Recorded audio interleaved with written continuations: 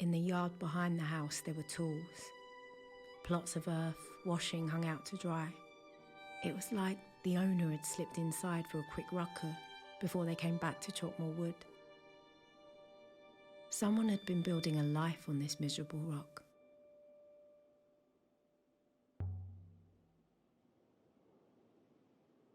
What's this crown doing out here?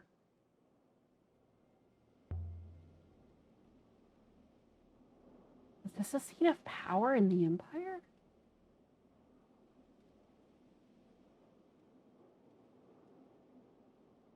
This place doesn't seem possible. She didn't offer the option that I currently have the theory of, but that's okay.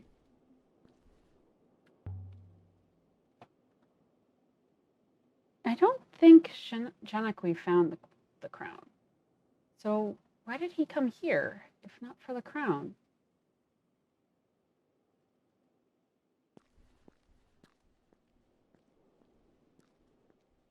Uh-huh, like I thought.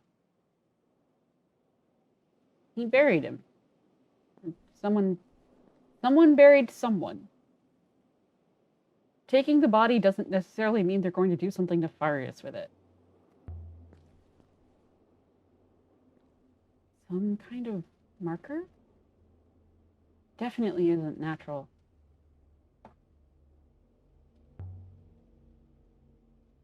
There's something here. A necklace. What are these things? They look like shells. Flat beads. Ceramic? I'm not sure. Oh, come on. Don't take the grave goods. Oh. Yoink. You gonna take the grave marker too?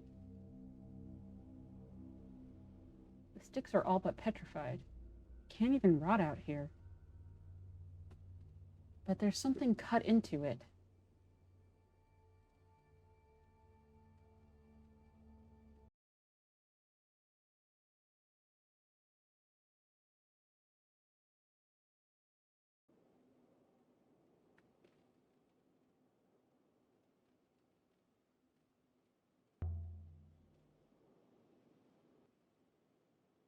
Yes, which you should have realized before stealing shit.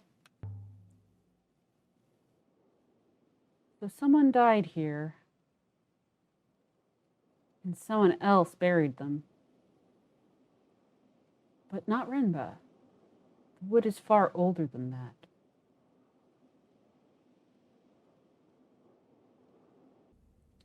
I wonder if whoever dug that grave believed in the loop like they do on Iox. The Lupists say that, to be reborn, soul must return to the rivers. Burying someone prevents them from coming back. It's the worst thing you can do to your enemies. Never return. That's what the inscription said. Oh. So it is a curse.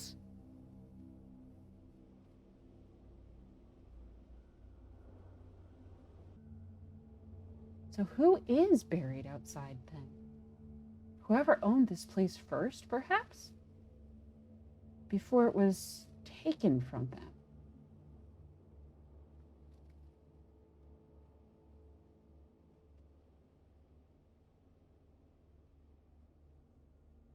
Huh.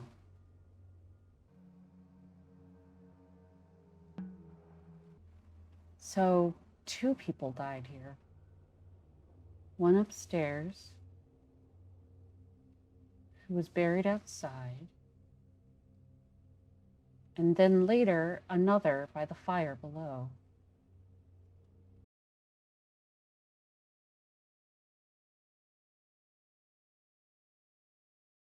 Yeah, so it turns out that burying is something that you only do to people that you hate, and it is not something that, if you believe in the loop faith, that you do at all. Which pointed out to to me a place where I had allowed my bias to cause me to scoff earlier. When we were inside, Aliya was deeply disturbed that someone had removed the body that had been there, which makes me wonder, like, do people just lay where, does this religion require people to just lie where they died and decompose there? Like, it's a little weird and impractical and not very sanitary, but it's also possible that, like, there is something about removing the body from where it had died that, like, made her uncomfortable because of her cultural background. And also, it turns out that burial, which is what I thought had happened, is in fact sacrilegious in her culture. So that's interesting. All right, this is the first time burning things. Cremate, yeah, maybe cremating is okay. I don't know. If what they consider to be the appropriate way to deal with a body is to burn it, then the insult that the curator was throwing at Aliya earlier was even worse than I had thought, because the thing that really stuck in my mind from that conversation was that he said that she wouldn't be satisfied until she had unearthed her own skull. And that really stuck with me because I could not figure out what he could possibly mean by it until I learned that the loop faith means it is a cycle of the same exact events happening over and over again, which means that she wouldn't be satisfied until she found her previous self from the previous loop, right?